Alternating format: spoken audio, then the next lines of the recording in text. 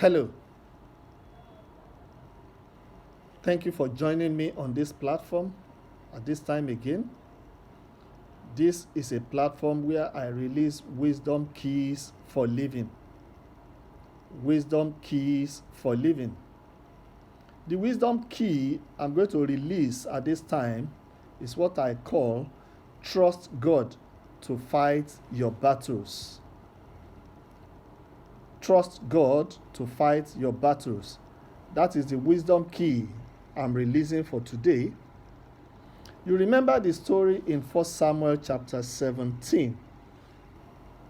In verse 10 of that particular chapter, the Philistine Goliath, that very tall, strong man who was a warrior, he challenged the Israelites into battle.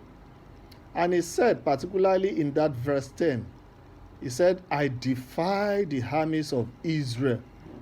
Send to me this day a man to fight with me in battle. So this particular pronouncement sent everybody in Israel into fear, including King Saul.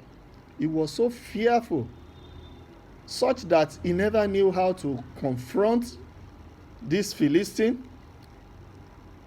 He didn't know the kind of armies he would send to confront him in battle. But David, a very strong but small boy, came to Saul, and he said to Saul that he would go to face the Philistine Goliath in battle. Saul told David, he said, you are a very small boy. This man you are talking about that you wanted to go and fight in battle was a warrior right from his youthful age.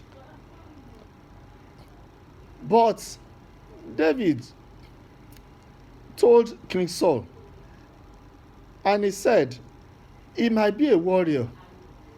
I'm paraphrasing now. He might be a warrior from his childhood age up until now. But he may be bargaining, he may be beckoning on his experiences as a warrior. But I also have experiences. I have been able to kill a lion. I've been able to kill a bear. So I have experiences. The only thing that may be different between both of us was the fact that my own experiences, all my own victories and achievements were by the grace of God. I trusted in God and I was victorious. But this man you were talking about had his own trust in his experiences as a warrior. So that makes the difference. So David had to mention in the same 1 Samuel chapter 17, and particularly in verse 45, David said to the Philistine, let me read it for you. David said, then said David to the Philistine, thou comest to me with a sword, and with a spear, and with a shield, but I come to thee in the name of the Lord of hosts, the God of the armies of Israel, whom thou hast defied. This day will the Lord deliver thee into my hand, and I will smite thee and take thy head from thee, and I will give the carcasses of the host of the Philistines this day unto the fowls of the air, and to the wild beasts of the earth, that all the earth may know that there is a God in Israel.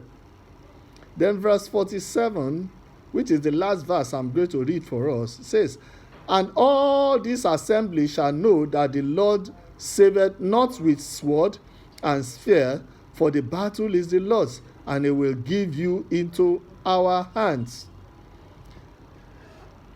What is this suggesting to us? The Philistine Goliath trusted in his shield, in his spear, in his tools for battle. But David trusted in the name of the Lord. And you know the end of the story. Eventually, David, being a small boy, was victorious, and he killed the Goliath, the Philistine, in that battle, because he trusted in the name of the Lord.